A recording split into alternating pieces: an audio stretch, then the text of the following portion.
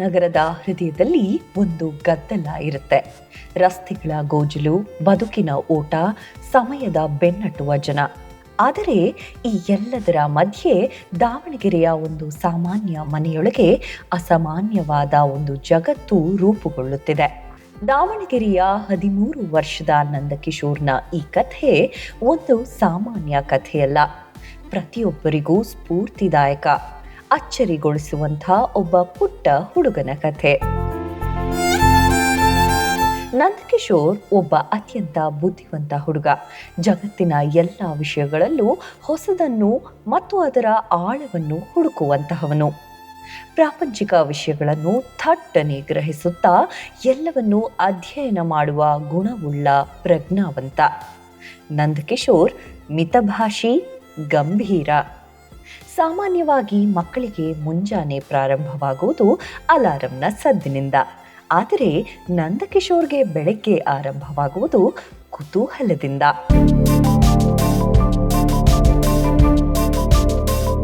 ಅವನ ಕುತೂಹಲ ದೇಶದ ಗಡಿಗಳನ್ನು ದಾಟುತ್ತೆ, ವಿಜ್ಞಾನದ ಆಳಕ್ಕೆ ಇಳಿಯುತ್ತೆ.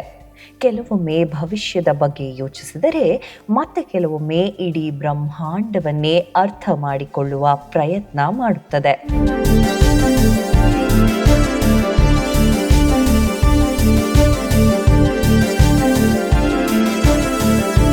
ನಂದಕಿಶೋರ್ನದ್ದು ಬಹಳ ಸರಳ ಜೀವನ. ಶಾಲೆ, ಹೋಮ್ವರ್ಕ್ ಹಾಗೂ ತನ್ನ ಪಾಠಗಳು ಮತ್ತು ತನ್ನ ವಯಸ್ಸಿನ ಮಕ್ಕಳು ಯಾರು ಊಹೆಯೂ ಮಾಡದಂಥ ವಿಷಯಗಳ ಕುರಿತು ಅಧ್ಯಯನ ಹಾಗೂ ವಿಶ್ಲೇಷಣೆ ಮಾಡುವುದೇ ಅವನ ದಿನಚರಿಯಲ್ಲಿನ ಪ್ರಮುಖವಾದ ಪಾತ್ರ. ನಮಸ್ಕಾರ, ನನ್ನ ಹೆಸರು ಸತೀಶ್ ಬಾಬು HS ಅಂತ. ನಾವು ಚಿಕ್ಕಮಗಳೂರು ಜಿಲ್ಲೆ ಕಡೂರು ತಾಲೂಕು ಹರನಹಳ್ಳಿ ಗ್ರಾಮದವರು. ಅವನು ಹುಟ್ಟಿದಾಗೆ ಅಷ್ಟೇ ಬಿಗ್ ಬೇಬಿ ಅನ್ನೋರು. ಅವನಿಗೆ ಮಗು ಹುಟ್ಟಿದಾಗೇ ತುಂಬ ವೆಯ್ಟು, ಒಂಥರ ಉದ್ದ, ತುಂಬ ಚೆನ್ನಾಗಿದ್ದ, ಎಷ್ಟು ಸ್ಮಾರ್ಟ್ ಐತೆ, ಮತ್ತು ತುಂಬ ಆ್ಯಕ್ಟಿವ್. ಅವನು ತುಂಬ ನೋಡಿದ್ದೆಲ್ಲ ಬೇಗ ಅರ್ಥ ಮಾಡ್ಕೊತಾ ಇದ್ದ. ಅವನೊಂದು 3 monthsಗೆ ನಾವು ಹೇಳಿದ್ದನ್ನು ಹೇಳ್ತಾ ಇದ್ದ. ನಮಸ್ತೆ, ನಾನು ನಂದಕಿಶೋರ್ ತಾಯಿ. ನಾನು ಪ್ರೆಗ್ನೆನ್ಸಿಯಲ್ಲಿದ್ದಾಗ ಕಾಲೇಜ್ ಹೋಗ್ತಿದ್ದೆ. ಇದರಿಂದ ಮಗು ಅಷ್ಟು ಗ್ರಾಸ್ಪಿಂಗ್ ಮಾಡ್ತಿದ್ಯಾ ಅಂತ ನನಗೆ ಏನೋ ಒಂದು ಅನುಭವ. ತರಗತಿಯಲ್ಲಿ ಅವನು ಕೇಳುವ ರೀತಿ ವಿಭಿನ್ನ. ಮಕ್ಕಳು ಉತ್ತರಗಳನ್ನು ಹುಡುಕುವ ಜಗತ್ತಿನಲ್ಲಿ ಅವನು ಅರ್ಥವನ್ನ ಹುಡುಕುತ್ತಾನೆ.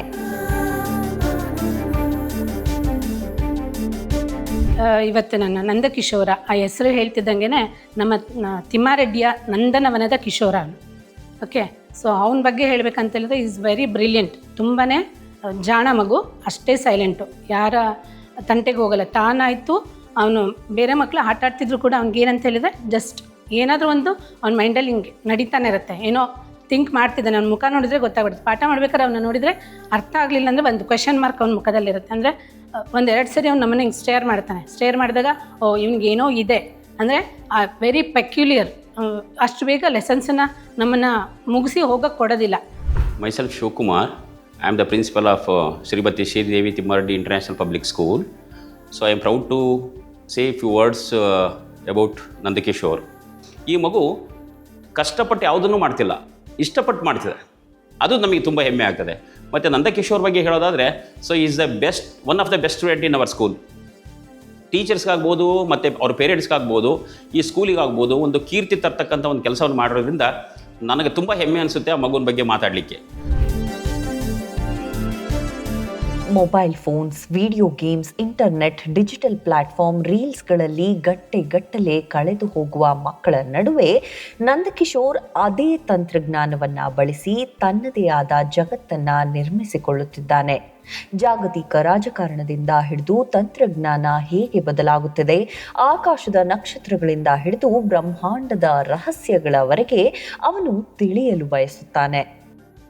ಈಗಿನ ಕಾಲದಲ್ಲಿ ತುಂಬ ಮಕ್ಕಳು ಅಡಿಕ್ಟ್ ಆಗಿರ್ತಕ್ಕಂಥದ್ದು ಮೊಬೈಲಿಗೆ, ಕಂಪ್ಯೂಟ್ರಿಗೆ, ಇಂಟರ್ನೆಟ್ಟು, ಬೇರೆ ಅದನ್ನು ನೋಡಲಿಕ್ಕೆ ಇದಾಗ್ತಾರೆ. ಆದರೆ ಈ ಮಗು ಬೇರೆ ರೀತಿಯಲ್ಲಿನೇ ಇದೆ. ಈ ಮಗುವಿನ ಒಂದು ಸಾಧನೆಯನ್ನು ನಮ್ಮ ಶಾಲೆಗೆ ಹೆಮ್ಮೆ ಮತ್ತು ಅವ್ರ ತಂದೆ ತಾಯಿಗಳಿಗೂ ತುಂಬ ಹೆಮ್ಮೆ ತರ್ತಕ್ಕಂಥ ಒಂದು ಕೆಲಸವನ್ನು ಮಾಡಿದ್ದಾರೆ. ಹಾಗಾಗಿ ನನಗಂತೂ ಈ ಮಗುವಿನ ಬಗ್ಗೆ ತುಂಬ ಹೆಮ್ಮೆ ಅನಿಸುತ್ತೆ. ನನ್ನ ಒಂದು ಅನುಭವದಲ್ಲಿ ಈ ಮಗುವನ್ನು ನೋಡೋದಾದರೆ ಯಾವಾಗ ಕಂಡ್ರೂ ಸ್ಮೈಲಿ ಫೇಸ್ ಇರುತ್ತೆ. ಆ ಸ್ಮೈಲಿ ಫೇಸು ಮಗುವಿನ ಒಂದು ಮುಂದಿನ ಒಂದು ಅಚೀವ್ಮೆಂಟ್ ಏನು ಮಾಡಬೇಕು ಅನ್ನೋದನ್ನು, ಒಂದು ಗೋಲ್ ಏನಿದೆ ಅದ್ರ ಬಗ್ಗೆ ತಿಳಿಸ್ತಿತ್ತು. ತುಂಬ ಜನ ಪೇರೆಂಟ್ಸ್ ಹೇಳ್ತಾರೆ ಲೈಕ್ ನನ್ನ ಮಗು ಮನೆಗೆ ಬರ್ತಿದ್ದಂಗೆ ಮೊಬೈಲ್ ನೋಡ್ತಾನೆ, TV ನೋಡ್ತಾನೆ ಅಂತ. But this child is totally different. ಹೊಸ ಆಲೋಚನೆಗಳು, ಹೊಸ ಸಾಧ್ಯತೆಗಳು ಅವನ ಮನಸ್ಸಿನೊಳಗೆ ನಿರಂತರವಾಗಿ ಹೊಸ ಹೊಸ ಜಗತ್ತುಗಳನ್ನು ಸೃಷ್ಟಿಸುತ್ತಿರುತ್ತವೆ. ಅವನು ವಿಷಯಗಳನ್ನು ವೇಗವಾಗಿ ಗ್ರಹಿಸುತ್ತಾನೆ. ನಮಗೆ PPT ಮಾಡಿದ, ಇಟ್ ವಾಸ್ ರಿಯಲಿ ಎಕ್ಸಲೆಂಟ್. ಅದು 5th ಸ್ಟ್ಯಾಂಡರ್ಡ್ ಮಗು ಅಷ್ಟು ಚೆನ್ನಾಗಿ ಎಕ್ಸ್ಪ್ಲೇನ್ ಮಾಡುತ್ತೆ ಅಂತ ಹೇಳಿದರೆ, ಇದೆಲ್ಲ ಹೈಸ್ಕೂಲ್ ಮಕ್ಕಳಿಗೆಲ್ಲ ಕೂರಿಸಿ ಅದನ್ನು ಕೇಳಿಸಿದಾಗ ಲೈಕ್ ಈ ಮಗುವಲ್ಲಿ ಇಷ್ಟೊಂದು ನಾಲೆಡ್ಜ್ ಇದೆಯಾ, ಈ ಏಜಲ್ಲಿ ಇವನು ಇಷ್ಟೊಂದು ತಿಳ್ಕೊಂಡಿದ್ದಾನೆ ಅನ್ನೋದಂದರೆ ಇಂಥ ಟಾಪಿಕ್ ಅಂತಲ್ಲ, ಯಾವುದಾದ್ರೂ ಅಷ್ಟೇ ಅವನು ಕಂಪ್ಲೀಟಾಗಿ ಅದನ್ನು ತಿಳ್ಕೊಂಡು ಅವನಿಗೆ ಅದನ್ನು ಅರ್ಥ ಆಗೋ ತನಕ ಅವ್ನು ಸಮಾಧಾನ ಆಗೋ ಚೈಲ್ಡ್ ಅಲ್ಲ. ನನಗನ್ಸಿದ ಮಟ್ಟಿಗೆ ಅವನು ಒಂದು ಸಬ್ಜೆಕ್ಟ್ನ ಡಿಫ್ರೆಂಟ್ ಪರ್ಸ್ಪೆಕ್ಟಿವಿಂದ ನೋಡ್ತಾನೆ ಅನಿಸುತ್ತೆ. ಒಂದೇ ಸೋರ್ಸಿಂದ ಇನ್ಫಾರ್ಮೇಷನ್ ಗ್ಯಾದರ್ ಮಾಡಿದಾಗ ಇಷ್ಟೊಂದು ಅಥೆಂಟಿಕ್ಕಾಗಿ ಮಾತಾಡೋಕ್ಕಾಗೋದಿಲ್ಲ. ಸೊ ಅವ್ನು ಮಲ್ಟಿ ಸೋರ್ಸು ಮತ್ತು ಮಲ್ಟಿ ಮೀಡಿಯಾ ಮೂಲಕ ಅವನು ಆ ನಾಲೆಜ್ನ ತಗೊಂಡು ಅಷ್ಟು ಅಥೆಂಟಿಕ್ ಆಗಿ ಮಾಡ್ತಾನೆ. ಆದ್ದರಿಂದ ತನ್ನ ಹೋಮ್ವರ್ಕ್ ಕೂಡ ಶಾಲೆಯಲ್ಲೇ ಪೂರ್ಣಗೊಳಿಸುವ ಅಭ್ಯಾಸ ಅವನದು. ಶಾಲೆಯ ನಂತರ ಅವನು ಜಗತ್ತಿನ ಸುದ್ದಿಗಳನ್ನು ತಿಳಿದುಕೊಳ್ಳುವುದರಲ್ಲಿ ತೊಡಗಿಕೊಳ್ತಾನೆ ಮತ್ತು ಅದು ತಂದೆಯೊಂದಿಗೆ ಆಳವಾದ ವಿಚಾರಪೂರ್ಣ ಸಂಭಾಷಣೆಗಳಿಗೆ ದಾರಿ ಮಾಡಿಕೊಡುತ್ತದೆ. ಏನೇ ಒಂದು ಹೇಳ್ಕೊಟ್ರು ಅಷ್ಟು ಬೇಗ ಅವನು ಅದನ್ನು ಕ್ಯಾಚ್ ಮಾಡ್ಕೊಳ್ಳೋನು. ನಾನು ಅದನ್ನೇ ನೋಡ್ತಾ ಇದ್ದೆ, ಬೇರೆ ಮಕ್ಕಳು ಹೆಂಗೆ ಎಷ್ಟು ಹೇಳ್ಕೊಟ್ರು ಕಷ್ಟಪಡ್ತಾವೆ, ಬರೆಯೋದೇ ಆಗಲಿ ಓದೋದೇ ಆಗಲಿ, ಇದು ಹೆಂಗೆ ಒಂದೇ ಅಟೆಂಪ್ಟಿಗೆ ಇದು ಹಿಂಗೆ ತೊಗೊಂಡ್ಬಿಡುತ್ತೆ ಅಂತ. ಅಭಿಪ್ರಾಯಗಳನ್ನು ಹಂಚಿಕೊಳ್ಳುತ್ತಾ, ಇತಿಹಾಸದ ಬಗ್ಗೆ ಚರ್ಚಿಸುತ್ತಾ ಮತ್ತು ಆಲೋಚನೆಗಳನ್ನು ವಿನಿಮಯ ಮಾಡುತ್ತಾ ಅವುಗಳ ಹಿಂದಿರುವ ಕಥೆಗಳು, ಸಂಘರ್ಷಗಳು, ನಿರ್ಧಾರಗಳು ಮತ್ತು ಇತಿಹಾಸವನ್ನು ಅವನು ಆಳವಾಗಿ ಗ್ರಹಿಸುತ್ತಾನೆ.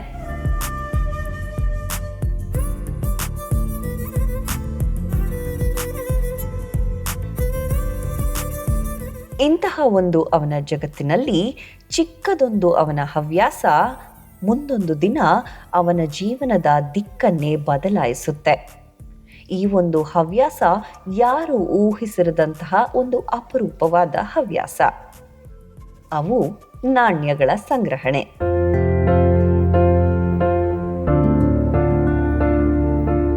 ನಾಣ್ಯಗಳು ನೋಡಲು ಸಣ್ಣದಾದರೂ ಅವುಗಳಲ್ಲಿ ಇತಿಹಾಸದ ಭಾರವಿರುವುದನ್ನು ಅರಿತ ನಂದಕಿಶೋರ್ ಅವುಗಳನ್ನು ಸಂಗ್ರಹಿಸಲು ಆರಂಭಿಸಿದನು. ನನ್ನ ಮಗ ನಂದಕಿಶೋರು ಈಗ ಒಂದು 3 ವರ್ಷದ ಹಿಂದೆ ನಂದು ಸ್ವಲ್ಪ ಹಳೇದು ಕಾಯಿನ್ಸ್ ಕಲೆಕ್ಷನ್ ಇತ್ತು. ನಮ್ಮ ದೇಶದ್ದು ಸ್ವಲ್ಪ ಫಾರಿನ್ ಕಂಟ್ರೀಸ್ದೆಲ್ಲ ಕಾಯಿನ್ಸು ನೋಟ್ಸು ಇತ್ತು. ಅದನ್ನು ನೋಡಪ್ಪ ನೀನೇನಾದ್ರು ಮುಂದುವರಿಸ್ತೀಯ ಅಂತ ಅವನಿಗೆ ಕೊಟ್ಟಾಗ ಅವನೇನು ಮಾಡ್ದ, ಫಸ್ಟ್ ಕಾಯಿನ್ಸ್ ಎಲ್ಲ ನೋಡ್ಬಿಟ್ಟು ಕಾಯಿನ್ಸ್ ಕಲೆಕ್ಷನ್ ಮಾಡ್ತೀನಿ ಪಪ್ಪ ಅಂತ ಹೇಳ್ಬಿಟ್ಟು ಬೇರೆ ಬೇರೆ ದೇಶದ ಕಾಯಿನ್ಸು ಕರೆನ್ಸೀಸ್ ಎಲ್ಲ ತರಿಸ್ಕೊಂಡ. So before philately, I used to collect coins. So my dad had a coin collection and I viewed it and then he gave it to me, saying you can do whatever you want and you can collect more coins. So I collected more coins and like put them in albums and stuff. So all my coins are albumized. Then later I also added a few more Indian coins, like rare ones and ones with commemorative issue coins. After all of that, I switched to foreign coins. So I collected 80 coins from 50 countries around the world. ಕೆಲವೇ ದಿನಗಳಲ್ಲಿ ನಾಣ್ಯಗಳ ಮೇಲೆ ಇದ್ದ ಅವನ ಆಸಕ್ತಿ ನಿಧಾನವಾಗಿ ಅದನ್ನೂ ಮೀರಿತು. ನಾಣ್ಯಗಳಿಂದ ಆರಂಭವಾದ ಸಂಗ್ರಹದ ಹಾದಿ ನಿಧಾನವಾಗಿ ಅಂಚೆ ಚೀಟಿಗಳು ಅಂದರೆ ಸ್ಟ್ಯಾಂಪ್ಸ್ಗಳತ್ತ ಸಾಗಿತ್ತು. ಈ ಸ್ಟ್ಯಾಂಪ್ಸ್ಗಳ ಸಂಗ್ರಹಣೆಯನ್ನ ಫಿಲಾಟ್ಲಿ ಎಂದು ಕರೆಯುತ್ತಾರೆ. ಹಾಗೆ ಯಾರು ಈ ಸ್ಟ್ಯಾಂಪ್ಸ್ಗಳನ್ನು ಸಂಗ್ರಹಿಸುತ್ತಾರೋ ಅವನನ್ನು ಇಂಗ್ಲಿಷ್ನಲ್ಲಿ ಫಿಲಾಟಲಿಸ್ಟ್ ಎಂದು ಕರೆಯುತ್ತಾರೆ.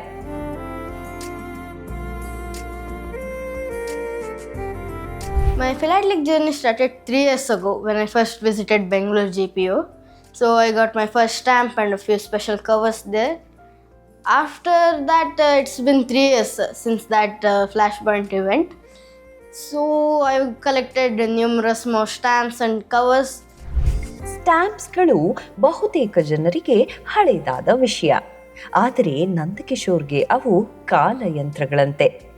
ಪ್ರತಿ ಅಂಚೆ ಚೀಟಿಯಲ್ಲೂ ಅವನಿಗೆ ಒಂದು ದೇಶವೇ ಅಡಗಿದೆ, ಒಂದು ಕ್ರಾಂತಿ, ಒಂದು ನಾಯಕ, ಒಂದು ನೆನಪು ಮತ್ತು ಮಾನವನ ನಾಗರಿಕತೆಯ ಗುರುತಾಗಿ ಅವು ಅವನಿಗೆ ಕಾಣಿಸಿತು.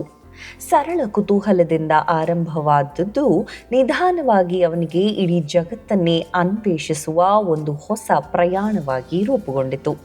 ಕೇವಲ 50 ಸ್ಟ್ಯಾಂಪ್ಸ್ಗಳ ಸಂಗ್ರಹಣೆಯಿಂದ ಪ್ರಾರಂಭವಾದ ಈ ಹವ್ಯಾಸ ಅವನ ಅರಿವಿಗೂ ಮುನ್ನವೇ 2,000ಕ್ಕೂ ಹೆಚ್ಚು ಸಂಖ್ಯೆಗೆ ಬೆಳೆದಿತ್ತು.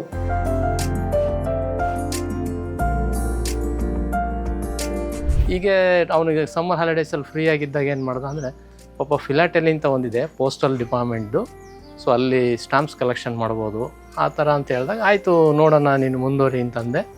ಅವನು ಅದನ್ನು ಒಂದು ಹೆಚ್ಚು ಕಡಿಮೆ 1 ವಾರ ಟೈಮ್ ಕೊಟ್ಟಿದ್ದೆ. 1 ವಾರದಲ್ಲಿ ಫಿಲಾಟೆಲಿ ಅಂದ್ರೇನು, ಸ್ಟಾಂಪ್ಸ್ ಯಾವ ರೀತಿ ಕಲೆಕ್ಟ್ ಮಾಡಬೇಕು, ಪೋಸ್ಟಲ್ ಡಿಪಾರ್ಟ್ಮೆಂಟಲ್ಲಿ ಏನೇನು ಸರ್ವಿಸಸ್ ಇರುತ್ತೆ ಅಂತೆಲ್ಲ ಸ್ಟಡಿ ಮಾಡಿಬಿಟ್ಟು ನನಗೆ ಅಪ್ಡೇಟ್ ಮಾಡ್ದೆ. ಜೊತೆಗೆ ಅಲ್ಲಿ ಡಿಪಾರ್ಟ್ಮೆಂಟ್ನವರು ಭಾಳ ಅವನಿಗೆ ಸಪೋರ್ಟ್ ಮಾಡಿದ್ರು. ನನ್ನ ಹೆಸರು ಅವಿನಾಶ್ ಅಂತ, ಸೂಪರಿಂಟ್ ಆಫ್ ಪೋಸ್ಟ್ ಆಫೀಸಲ್ಲಿ ವರ್ಕ್ ಮಾಡ್ತಾಯಿದ್ದೀನಿ. ನನಗೆ ನಂದಕಿಶೋರ್ 2-3 ಇಯರ್ಸಿಂದ ಗೊತ್ತು. ಆವಾಗ ಸ್ಟಾರ್ಟಿಂಗ್ ಬಂದಾಗ ಅವನು ಫಿಲಾಟೆಲಿ ಬಗ್ಗೆ ಜಸ್ಟ್ ಹಿಂಗೆ ನಾವು ಎಂಕ್ವೈರಿ ಮಾಡೋಕ್ಕೆ ಬಂದ. ಬಟ್ ಅವನಲ್ಲಿರೋ ನಾಲೆಜ್ ನೋಡಿ ನಮಗೆ ಭಾಳ ಆಶ್ಚರ್ಯ ಆಯಿತು. ಯಾಕಂದರೆ ಇಷ್ಟೊಂದು ಅಥೆಂಟಿಕ್ಕಾಗಿ ಸಣ್ಣ ಹುಡುಗ ಈಗಿನ ಕಾಲದಲ್ಲಿ ಈ ಆಫ್ಲೈನ್ ಹವ್ಯಾಸಗಳು ಎಲ್ಲ ಮರ್ತೋಗೋ ಕಾಲದಲ್ಲಿ ಅವನು ಇಷ್ಟೊಂದು ಅಥೆಂಟಿಕ್ಕಾಗಿ ಮಾತಾಡೋದು ನೋಡಿ ನಮ್ಗೆ ಖುಷಿ ಆಯಿತು. ಆ್ಯಕ್ಚುಲಿ ಗೂಸ್ ಬಂಪ್ ಅಂತಂತೂ ಹೇಳ್ಬೋದು. ಯಾಕಂದರೆ ಅವನು ಅಷ್ಟು ಸಣ್ಣನು, ಆದರೂ ಈಗಿನ ಕಾಲದಲ್ಲಿ ಯಾರಿಗೂ ಫಿಲಾಟೆಲಿ ಬಗ್ಗೆ ಅಷ್ಟು ಐಡಿಯಾ ಇರೋಲ್ಲ. ಬಟ್ ಅವನು ಅದ್ರ ಬಗ್ಗೆ ಅಷ್ಟೊಂದು ಡೀಪ್ ನಾಲೆಜ್ ಇರೋದು ನೋಡಿ ತುಂಬ ಖುಷಿ ಆಯಿತು. ಅವಾಗಿಂದ ನಾನು ಯಾವಾಗ ಕಂಡ್ರೂ ಖುಷಿ ಪಡ್ತೀನಿ ಅವ್ನು ನೋಡೋಕ್ಕೆ, ಮಾತಾಡ್ಸೋಕ್ಕೆ. ಯಾಕಂದರೆ ಒಬ್ಬರು ನಾಲೆಜಬಲ್ ಪರ್ಸನ್ನ ಮಾತಾಡ್ಸ್ದಂಗೆ ಆಗುತ್ತೆ ಅವ್ನು ಮಾತಾಡ್ಸೋದು ಆ್ಯಕ್ಚುಲಿ. ಇದರ ಜೊತೆಗೆ ವಿಶ್ವದ ವಿಭಿನ್ನ ದೇಶಗಳಿಂದ ಅವನು ಸ್ವತಃ ಸಂಗ್ರಹಿಸಿದ 150ಕ್ಕೂ ಹೆಚ್ಚು ಪೋಸ್ಟ್ ಕಾರ್ಡ್ಗಳು ಮತ್ತು ಎನ್ವೆಲಪ್ಗಳು ಅವನ ಸಂಗ್ರಹದಲ್ಲಿ ಹೊಸ ಮನೆ ಮಾಡಿದವು. ಅದರಲ್ಲಿ ಅಡಗಿದ್ದ ಸಂಸ್ಕೃತಿ, ಇತಿಹಾಸ ಮತ್ತು ಭಾವನೆಗಳು ಅವನ ಮನಸ್ಸನ್ನ ಹುರಿದುಂಬಿಸುತ್ತಿತ್ತು. ಪ್ರತಿ ಬಾರಿಯೂ ಒಂದು ಕುತೂಹಲ ಸಂಗ್ರಹವಾಗಿ ಬೆಳೆಯಿತು. ಸಂಗ್ರಹ ಆಸಕ್ತಿಯಾಯಿತು ಮತ್ತು ಆಸಕ್ತಿ ಅವನ ಗುರುತಾಗಿ ರೂಪುಗೊಂಡಿತು. ಫಿಲಾಟಲಿ ಮತ್ತು ಪೋಸ್ಟ್ ಕ್ರಾಸಿಂಗ್ನ ಮೂಲಕ ದಾವಣಗೆರೆಯ ಅವನ ಸಣ್ಣ ಕೊಠಡಿ ನಿಧಾನವಾಗಿ ಇಡೀ ಜಗತ್ತಿನೊಂದಿಗೆ ಸೇತುವೆಯಾಗಿ ಬದಲಾಯಿತು. ಅಂಚೆಗಳು ಪ್ರಯಾಣಿಸಿತು, ಕಥೆಗಳು, ಸಂಸ್ಕೃತಿಗಳು ಪ್ರಯಾಣಿಸಿದವು.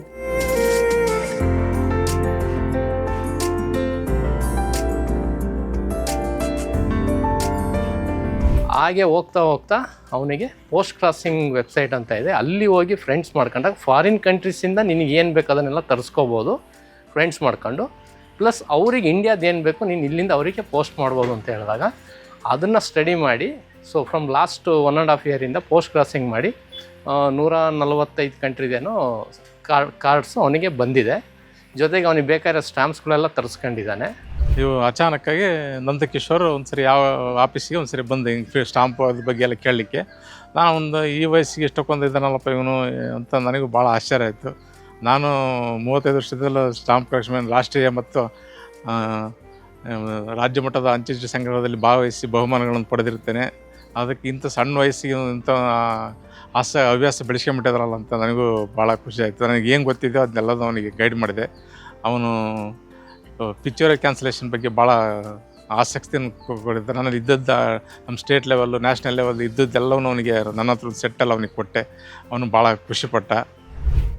ಮತ್ತೊಂದು ಅಚ್ಚರಿಯ ಸಂಗತಿ ಎಂದರೆ, ಈ ಹವ್ಯಾಸ ಕೇವಲ ಹವ್ಯಾಸವಾಗಷ್ಟೇ ಉಳಿಯದೆ ನಿರೀಕ್ಷೆಯೇ ಇಲ್ಲದೆ ಕೇವಲ 13ನೇ ವಯಸ್ಸಿನಲ್ಲಿಯೇ ಅವನಿಗೊಂದು ಸರ್ಕಾರಿ ಹುದ್ದೆಯನ್ನ ಕೈಗೆಟಕಿಸಿತು. ಅವನು ಒಂದು ಮೈಕ್ರೋನೇಷನ್ನ ಪೋಸ್ಟ್ ಮಾಸ್ಟರ್ ಹುದ್ದೆಯನ್ನ ಪಡೆದನು. ಅವನ ವಯಸ್ಸಿನವರಂತೂ ಎಂದಿಗೂ ಮಾಡದಂತಹ ಒಂದು ಅಪರೂಪದ ಹುದ್ದೆ ಹಾಗೂ ಜವಾಬ್ದಾರಿ ಅದು.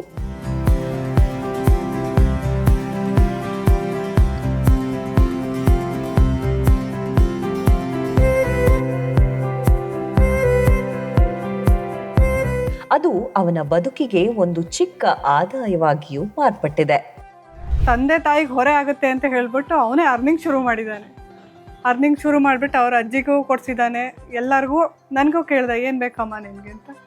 ನನಗೇನು ಬೇಡ ಮಗನೇ, ನನಗೆ ನೀನು ಚೆನ್ನಾಗಿ ಓದಿ ಚೆನ್ನಾಗಿ ನಿನ್ನ ಕಾಲ ಮೇಲೆ ನಿಂತ್ಕೊಂಡು ದೇಶಕ್ಕೆ ಒಳ್ಳೆ ಪ್ರಜೆ ಆದರೆ ಸಾಕು ಅಂದೆ. ಅದಕ್ಕೆ ನಿನ್ಗೇನಾದರೂ ಕೊಡ್ತೀನಿ ಕಣಮ್ಮ ನಾನು ಅಂತ ಅಂದೆ. ನಿನ್ಗೇನು ಅನ್ಸುತ್ತೆ ಅದು ಕೊಡಪ್ಪ ಅಂದೆ. ಅದಕ್ಕೆ 1000 ರೂಪಾಯಿ ಕೊಟ್ಟ ನನಗೆ ಫಸ್ಟ್ ಅರ್ನಿಂಗಲ್ಲಿ. ಆ ದುಡ್ಡು ನಾನು ಇನ್ನೂ ಯೂಸ್ ಮಾಡ್ದಲೆ ಅದನ್ನು ಹಾಗೆ ಇಟ್ಟಿದ್ದೀನಿ. ಸೀರೆಗಳು ಕೊಡಿಸಿದ್ದೇನೆ. ಮೊನ್ನೆ ನಮ್ಮ ಅಜ್ಜಿ ಸೀರೆ ಕೊಡಿಸ್ಬೇಕು ಅಂತ 3 ಸೀರೆ ಕಳಿಸಿದ್ದಾನೆ ನೋಡ್ರಿ. ಅಂಗಡಿ ಕರ್ಕೊಂಡೋಗಿ ಅವರಪ್ಪ ಅವರಮ್ಮನ ತಗೊಂಡು ಕರ್ಕೊಂಡೋಗಿ 3 ಸೀರೆ ಕಳಿಸಿದ್ದಾನೆ. ಎಷ್ಟು ಹೆಮ್ಮೆ ಆಯಿತು ನನಗೆ ಅಂದರೆ, ಹೊತ್ತೇ ಬಿಟ್ಟೆ ಸೀರೆ ಹಿಡ್ಕೊಂಡು ನಾನು ಅವತ್ತು.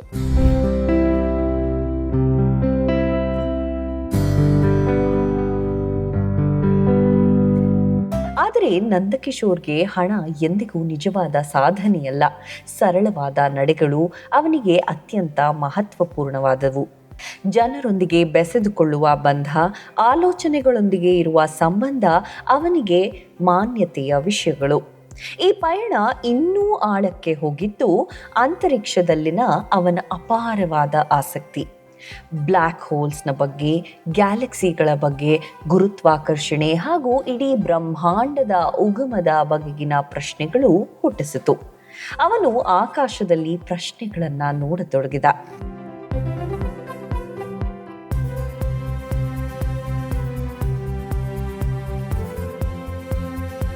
ಆ ಕುತೂಹಲದೊಳಗೆ ಎಲ್ಲೋ ಒಂದು ಚಿಕ್ಕದಾದ ಕನಸು ನಿಧಾನವಾಗಿ ರೂಪುಗೊಳ್ಳತೊಡಗಿತು. ಬೆಳೆದು ದೊಡ್ಡವನಾದಾಗ ಆಸ್ಟ್ರೋಫಿಸಿಕ್ಸ್ ಅನ್ನ ಅಧ್ಯಯನ ಮಾಡಬೇಕು ಎಂಬುದು. KPSCಗೆ every month first Sunday meeting ಇರುತ್ತೆ. ಅಟೆಂಡ್ ಮಾಡುವಾಗ ಅವನಿಗೆ ಅಲ್ಲಿ ಸೀನಿಯರ್ಸ್ ಎಲ್ಲ ಏನು ಮಾಡಿದ್ರು, ಐಡಿಯಾ ಕೊಟ್ಟರು.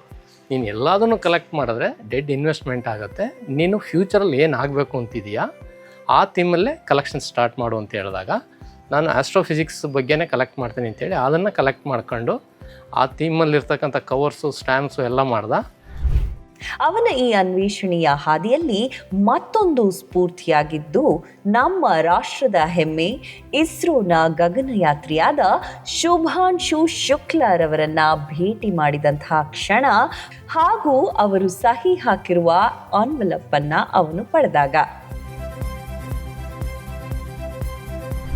The question I have to ask you is, as you were the pilot of the Artemis Axiom 4 mission, what key roles did you play during the critical phases such as docking, and when was it automated? That's a great question. You are in grade 8. Very nice. I'm very happy to hear that question.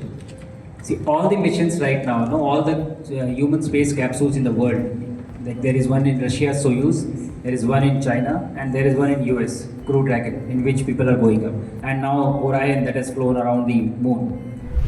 Another thing that I should mention is the Shubhanshu Shukla signed cover, which is this one.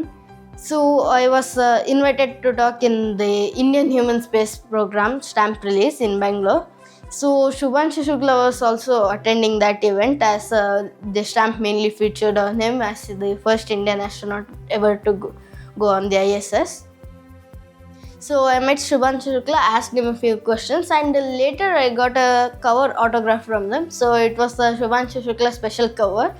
So it was their special cover released by Karnataka Postal Circle. I got their signature on it. So it was really a nice event, and I got this one memorabilia from it. ಕನಸುಗಳು ಮತ್ತು ಕಲ್ಪನೆಗಳನ್ನು ಮೀರಿ ಅವನ ವಿದ್ಯಾಭ್ಯಾಸದಲ್ಲಿಯೂ ಸಹ ಶಿಸ್ತು ಸ್ಪಷ್ಟವಾಗಿ ಕಾಣಿಸುತ್ತದೆ. ಪ್ರಮಾಣ ಪತ್ರಗಳು ಒಂದೊಂದಾಗಿ ಹೆಚ್ಚಾಗುತ್ತಿವೆ, ಮಾನ್ಯತೆಗಳು ಹಿಂಬಾಲಿಸುತ್ತಿವೆ ಮತ್ತು ಸಾಧನೆಗಳು ನಿಧಾನವಾಗಿ ಅವನ ಪಯಣವನ್ನ ರೂಪಿಸಲು ಆರಂಭಿಸಿವೆ. ಸ್ಟ್ಯಾಂಪ್ ಸಂಗ್ರಹಣೆಯಲ್ಲಿಯೂ ಸಹ ಅತ್ಯಂತ ಪ್ರಮುಖವಾದ ಮಾನ್ಯತೆಗಳಲ್ಲಿ ಒಂದಾದ ಆಂಪ್ಸಿಪೆಕ್ಸ್ 2025ರಲ್ಲಿ ಅವನ ಸ್ಟ್ಯಾಂಪ್ಗಳ ವಿಶೇಷ ಪ್ರದರ್ಶನಕ್ಕಾಗಿ ಸಿಲ್ವರ್ ಬ್ರಾನ್ಸ್ ಪದಕ ಹಾಗೂ 2026ರಲ್ಲಿಯೂ ಸಹ ಸಿಲ್ವರ್ ಪದಕವನ್ನು ದಕ್ಕಿಸಿಕೊಟ್ಟಿದೆ. ಆಮೇಲೆ ಹಂಸಿ ಅಂತ ಒಂದು ವಿಂಗ್ ಕ್ರಿಯೇಟ್ ಆಯಿತು ಇಂಡಿಯಾದಲ್ಲಿ, ಏರ್ಮೇಲ್ ಸೊಸೈಟಿ ಆಫ್ ಇಂಡಿಯಾ ಅಂತ. ಅದಕ್ಕೆ ಇವನಿಗೆ ಯೂತ್ ಮೆಂಬರ್ಶಿಪ್ ಕೊಟ್ಟರು. ಅಲ್ಲಿ ಅವನು ಫಸ್ಟು ಆನ್ಲೈನ್ ಎಕ್ಸಿಬಿಟ್ ಮಾಡ್ದ. ಫಸ್ಟ್ ಟೈಮ್ 2025ಅಲ್ಲಿ ಅವನಿಗೆ ಸಿಲ್ವರ್ ಬ್ರಾನ್ಸ್ ಅವಾರ್ಡ್ ಆಯಿತು. 2026ಅಲ್ಲಿ ಸಿಲ್ವರ್ ಮೆಡಲ್ ತೊಗೊಂಡಿದ್ದಾನೆ. ಬೆಂಗಳೂರಲ್ಲಿ ಒನ್ ಫ್ರಮ್ ಎಕ್ಸಿಬಿಟ್ಟು ಸಂದೇಶ್ ಮ್ಯೂಸಿಯಮಲ್ಲಿ, ಆಮೇಲೆ ಬೆಂಗಳೂರಲ್ಲಿ KPS ಗ್ರೂಪ್ ನಡೆಸ್ತಕ್ಕಂಥ ಎಲ್ಲ ಆ್ಯಕ್ಟಿವಿಟೀಸಲ್ಲೂ ಇನ್ವಾಲ್ವ್ ಆಗಿರ್ತಾನೆ. ಜೊತೆಗೆ ಲೋಕಲಲ್ಲಿ ಏನು ನಮ್ಮ ದೇಶದಲ್ಲಿರ್ತಕ್ಕಂಥ ಪರ್ಮನೆಂಟ್ ಪಿಕ್ಟೋರಿಯಲ್ ಕ್ಯಾನ್ಸಲೇಷನ್ಸ್ಗಳನ್ನೆಲ್ಲ ಕಲೆಕ್ಟ್ ಮಾಡಿದ್ದಾನೆ. ಇಂಡಿಯಾದಲ್ಲಿ 108 ಇದೆ, ಹತ್ತತ್ರ ಒಂದು 80-87 ಕಲೆಕ್ಟ್ ಮಾಡಿದ್ದಾನೆ ನಮ್ಮ ಕರ್ನಾಟಕದಲ್ಲಿ. ಆಲ್ ಓವರ್ ಇಂಡಿಯಾದ್ದು ಹೆಚ್ಚು ಕಡಿಮೆ ಒಂದು 150-200 PPCs ಕಲೆಕ್ಟ್ ಮಾಡ್ಕೊಂಡು ಇಟ್ಕೊಂಡಿದ್ದಾನೆ. ಮನೆಯೊಳಗೆ ಸಣ್ಣ ಸಾಧನಗಳ ಜೊತೆ ಆಕಸ್ಮಿಕ ಆಲೋಚನೆಗಳೊಂದಿಗೆ ಅವನು ತನ್ನದೇ ರೀತಿಯಲ್ಲಿ ಪ್ರಯೋಗಗಳನ್ನು ಆರಂಭಿಸಿದನು. ಸರಳ ಕುತೂಹಲವಾಗಿ ಆರಂಭವಾದದ್ದು ನಿಧಾನವಾಗಿ ನಿರ್ಮಾಣ, ಪರೀಕ್ಷೆ ಮತ್ತು ಅನ್ವೇಷಣೆಯ ಒಂದು ಅಭ್ಯಾಸವಾಗಿಯೂ ಸಹ ಬದಲಾಗಿದೆ. Hello everyone. So today I'm going to show another 3 experiments. So the first one is the Gaussian gun. So it's more formally referred to as the Gaussian cannon. So it uses balls, steel balls, pegged to magnets, which are held loosely in potential energy. So this is a 3-stage Gaussian cannon. You can make your own using smaller magnets, but it'll fire weaker. So this one is a high stage one because it uses neodymium magnets, which are one of the most powerful magnets in the world, except the electromagnetics. This works on the principle of Gauss. So he made a lot of magnetic laws and principles. So even the term for measuring magnets' powers, the smaller term, which is Gauss, is named after him in his honor. So I'll show how this cannon works once. So that's how it works. So the ending ball goes at a higher speed than the initial release because of the magnetic potential energy. So that's it for the Gaussian cannon. So this technology is used in military cannons and all. So it has a few features in the military which the Russian army is currently using. So as I've heard, they use like electromagnetic pulsating weapons. So it's basically a steel rod inside an electromagnetic field. They time it at the right moment and leave it so it will accelerate using the magnetic field's power. So this is more like a simple version of it. They use like complicated math and sensors and stuff. This is just like a practical, so there isn't any chips involved or anything. ವಿಚಲನೆಗಳಿಂದ ತುಂಬಿರುವ ಈ ಜಗತ್ತಿನ ನಡುವೆ ಅವನು ಕುತೂಹಲದಿಂದಲೇ ಬದುಕುವ ಅಭ್ಯಾಸವನ್ನು ಇನ್ನೂ ಕಾಪಾಡಿಕೊಂಡು ಬಂದಿದ್ದಾನೆ. ಹಿ ಈಸ್ ಅ ಡಿಫ್ರೆಂಟ್ ಬಾಯ್. ನಾನು ಅವತ್ತೇ ಹೆಸರಿಟ್ಟಿದ್ದು ಸೈಂಟಿಸ್ಟ್ ಅಂತ. ನಾನೇ ಫಸ್ಟ್ ಪರ್ಸನ್ ಅವನನ್ನು ಸೈಂಟಿಸ್ಟ್ ಅಂತ ಹೆಸರಿಟ್ಟಿದ್ದು. ಅವನು ಅಷ್ಟು ಚಕ್ ಅಂತ ಉತ್ತರ ಕೇಳ್ತಿದ್ದ. ಎಷ್ಟು ಅರಳು ಹುರಿದಂಗೆ ಮಾತಾಡ್ತಕ್ಕಂಥ ಒಂದು ಪ್ರತಿಭಾನ್ವಿತ ವಿದ್ಯಾರ್ಥಿ ಅಂತ ನಂಗೆ ಅನಿಸಿತ್ತು. And immediately I sanctioned is admission. And ಆ ವರ್ಷದಲ್ಲಿ ಅವನು ಬಂದಾಗ ನಮ್ಮಲ್ಲಿ ಅದ್ಭುತಗಳೇ ನಡೆದು ಹೋಯಿತು. ನಾನು basically I am a science teacher and I love space. ನನಗೆ ಸ್ಪೇಸ್ ಬಗ್ಗೆ ಭಾರಿ ಉಚಿತನ ಇದೆ. ಹಾಗಾಗಿ ಈ ಹುಡುಗನಿಗೆ ಏನಾಯಿತು, ಅವ್ನು ಬಂದಾಗ ನಮ್ಮ ಶಾಲೆಯಿಂದ 100 ಜನ ವಿದ್ಯಾರ್ಥಿಗಳು 2 ಬಸ್ ತೊಗೊಂಡು we went to Sriharikota, Andhra Pradesh Sriharikota ಕರ್ಕೊಂಡೋಗಿದ್ದೆ. ಏಕೆಂದರೆ ಆವಾಗ ಚಂದ್ರಯಾನ 3 ಲಾಂಚ್ ಟೈಮು. ನಮ್ಮ ಇಡೀ ಕರ್ನಾಟಕದಲ್ಲಿ ನನಗನ್ಸಿದ ಮಟ್ಟಿಗೆ ಬಹುಶಃ ಅದು ದಾವಣಗೆರೆ ಅಂತೂ ಗ್ಯಾರಂಟಿ, ಒಂದೇ ಒಂದು school we had been to Sriharikota. ಅಲ್ಲಿ ಶ್ರೀಹರಿಕೋಟದಲ್ಲಿ ಹೋಗಿ ಕುತ್ಕೊಂಡು ನಾವೆಲ್ಲ ಗಲಾಟೆ ಮಾಡಿ we were live on so many channels and as well as we could enjoy that launch. ಆ ಬಾಹುಬಲಿ ಹಾರಿದಾಗ ಆದಂಥ ರೋಮಾಂಚನ ಬೇರೆ, ಈಗೂ ಮೇನ್ ಇಟ್ಕೊಂಡ್ರೆ ಗೂಸ್ ಬಂಪ್ ಆಗುತ್ತೆ. ಅದನ್ನು ತೋರಿಸಿ ಬಂದೆ. ಆ ಇಡೀ ಬ್ಯಾಚಲ್ಲಿ ನಾನು 100 ಜನ ಮಕ್ಕಳು ಕರ್ಕೊಂಡೋಗಿದ್ದೆ. ಆ ಇಡೀ 100 ಜನ ಮಕ್ಕಳಲ್ಲಿ ಯಂಗೆಸ್ಟ್ ಬಾಯ್, ಮೋಸ್ಟ್ ಕ್ಯೂರಿಯಸ್ ಬಾಯ್, ಮೋರ್ ಇಂಟ್ರೆಸ್ಟೆಡ್ ಬಾಯ್ ಅಂದರೆ ನಂದಕಿಶೋರ್. ಸಂಗೀತವನ್ನು ಕೇಳುತ್ತಾ ಮೌನವಾಗಿ ಆಲೋಚಿಸುತ್ತಾ ಅವನ ಮನಸ್ಸಿನೊಳಗೆ ಮಾತ್ರ ಸಂಪೂರ್ಣ ವಿಭಿನ್ನವಾದ ಒಂದು ಬ್ರಹ್ಮಾಂಡವನ್ನೇ ಹೊತ್ತಿಕೊಂಡಿದ್ದಾನೆ ನಂದಕಿಶೋರ್. ಬಹುಶಃ ಪ್ರತಿಭೆ ಎಂದಿಗೂ ಗದ್ದಲದಿಂದ ಕಾಣಿಸಿಕೊಳ್ಳುವುದಿಲ್ಲ. ಅದು ಮೌನವಾಗಿ ಸಾಮಾನ್ಯ ಮನೆಗಳಲ್ಲಿ ಬೆಳೆಯುತ್ತದೆ ಎಂಬುದಕ್ಕೆ ಪ್ರತ್ಯಕ್ಷ ಸಾಕ್ಷಿಯಾಗಿದ್ದಾನೆ ದಾವಣಗೆರೆಯ ನಂದಕಿಶೋರ್. ಮಾನವ ಇತಿಹಾಸದ ಪ್ರತಿಯೊಂದು ಮಹಾನ್ ಅನ್ವೇಷಣೆಯ ಹಿಂದೆಯೂ ಇರುವ ಮೂಲ ಸಿದ್ಧಾಂತವೇ ಕುತೂಹಲ. ನಮ್ಮ ರಾಜ್ಯದ ಪ್ರತಿಷ್ಠಿತ ಜಿಲ್ಲೆಯಾದ ದಾವಣಗೆರೆಯ 13 ವರ್ಷದ ಈ ಹುಡುಗನು ಸಹ ಅದೇ ಹಾದಿಯಲ್ಲಿ ಹೊರಟಿದ್ದಾನೆ. ಬ್ರಹ್ಮಾಂಡದ ಬಗ್ಗೆ ಕೇವಲ ಕಲಿಯುವುದಲ್ಲ, ಅದನ್ನು ಅನ್ವೇಷಿಸಲು ತನ್ನನ್ನು ತಾನೇ ತಯಾರಿಸಿಕೊಳ್ಳುತ್ತಿದ್ದಾನೆ.